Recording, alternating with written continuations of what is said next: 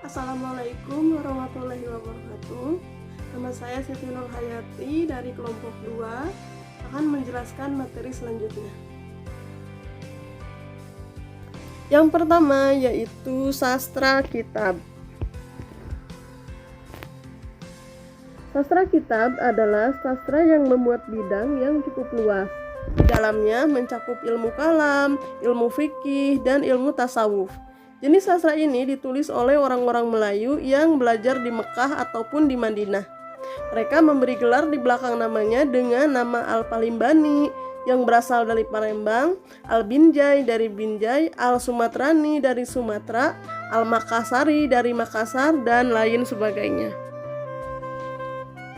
Sastra kitab adalah sastra yang mempromosikan sistem kepercayaan atau ajaran Islam, memuji dan mengangkat tokoh-tokoh Islam, mengkritik realitas yang tidak sesuai dengan nilai-nilai Islam, mengkritik pemahaman Islam yang dianggap tidak sesuai dengan semangat asli Islam awal, atau paling tidak sastra yang bertentangan dengan prinsip-prinsip Islam.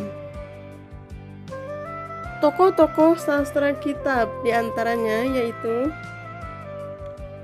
yang pertama yaitu Hamzah Fanzuri, Samsudin Al-Sumatrani, Nurdin Al-Ranini, serta Abdul Rauf Singkal.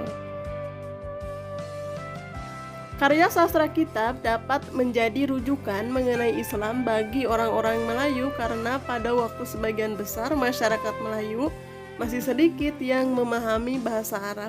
Berikut adalah contoh karya sastra kitab.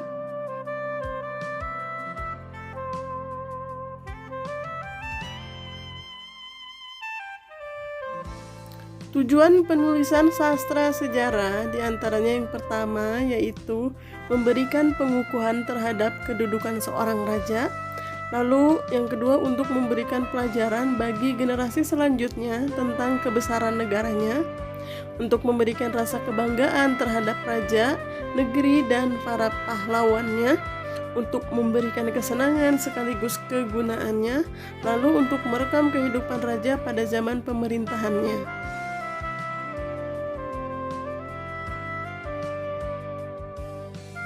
Berdasarkan tujuan penelitian tersebut, dapat dikatakan bahwa sastra sejarah mempunyai peranan ganda, yaitu yang pertama mengungkapkan tentang fakta sejarah sastra, lalu mengungkapkan tentang kepercayaan-kepercayaan sesuatu yang merupakan kepercayaan masyarakat lama.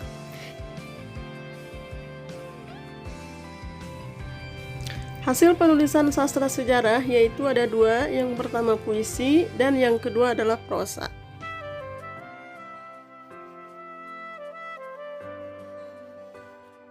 Yang pertama adalah puisi, di mana puisi mengandung dua unsur, yaitu unsur intrinsik dan unsur ekstrinsik. Lalu ada beberapa teknik membaca puisi. Yang pertama, ucapan dan gerakan wajar tidak harus dibuat-buat. Syarat membaca puisi yang baik diantaranya memahami isi puisi, artikulasi, dan intonasinya tepat, memberi jeda tekanan pada kata-kata yang penting, lalu mengeja kata-kata dengan jelas disertai mimik yang sesuai dengan apa yang disampaikan.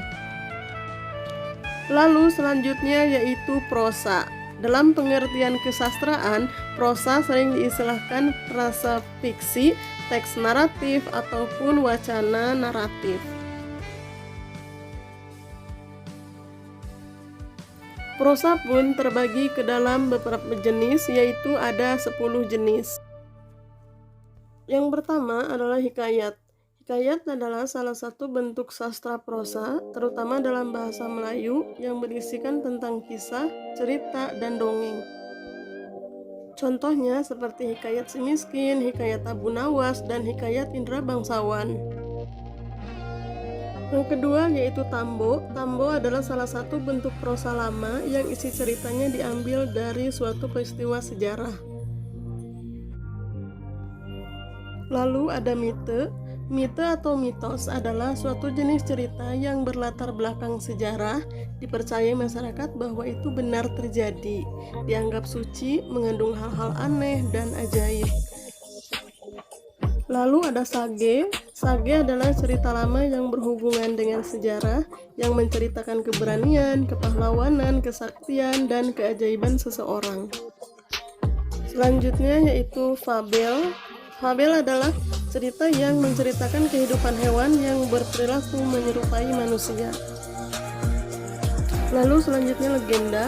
Legenda yaitu cerita yang dipercaya oleh beberapa penduduk setempat benar-benar terjadi tetapi tidak dianggap suci atau sakral. Lalu ada cerpen atau cerita pendek, yaitu salah satu dari bagian dalam prosa yang berbentuk cerita fiksi dengan hanya satu konflik. Lalu selanjutnya ada novel. Novel yaitu karangan prosa panjang yang mengandung rangkaian cerita kehidupan seseorang dengan orang yang berada di sekitarnya dengan menonjolkan watak dan sifat setiap pelaku dalam kisah yang diceritakan. Penulis novel disebut juga novelis. Salah satu novelis Indonesia yaitu Ibu Asma Nadia. Lalu ada novelet. Novelet atau novela adalah sebuah karya sastra yang memiliki bentuk cerita lebih kecil dari novel tetapi lebih panjang dari cerita pendek. Contohnya, Sematkan Rinduku di Dadamu, karya Mirawe. Lalu yang terakhir adalah roman. Roman yaitu sejenis karya sastra dalam bentuk prosa atau gancaran yang isinya melukiskan perbuatan pelakunya menurut watak dan isi jiwa masing-masing. Roman juga biasa diartikan dengan kisah percintaan. Lalu ada sastra undang-undang. Sastra undang-undang dalam ruang lingkup sastra Melayu klasik adalah undang-undang peraturan yang berisi adat istiadat, kebiasaan yang dipakai secara turun-temurun. Dengan membaca karya sastra yang berisi undang-undang ini, kita akan mengetahui latar belakang cara berpikir, falsafah hidup, adat istiadatnya, adat raja-raja, dan dilakukan dalam upacara tertentu. Salah satu cabang kesusastraan Melayu Lama adalah sastra undang-undang. Melalui Undang-Undang Melayu Lama, kita tidak hanya dapat mengkaji sistem pemerintahan dan susunan masyarakat Melayu Lama, tapi juga alam pikiran orang Melayu pada saat itu. Kitab-kitab yang berisi undang-undang misalnya Undang-Undang Malaka, Undang-Undang Minangkabau, Undang-Undang Palembang, Undang-Undang Pelayaran, dan lain sebagainya. Seperti berikut, ini adalah contoh undang-undang laut atau pelayaran.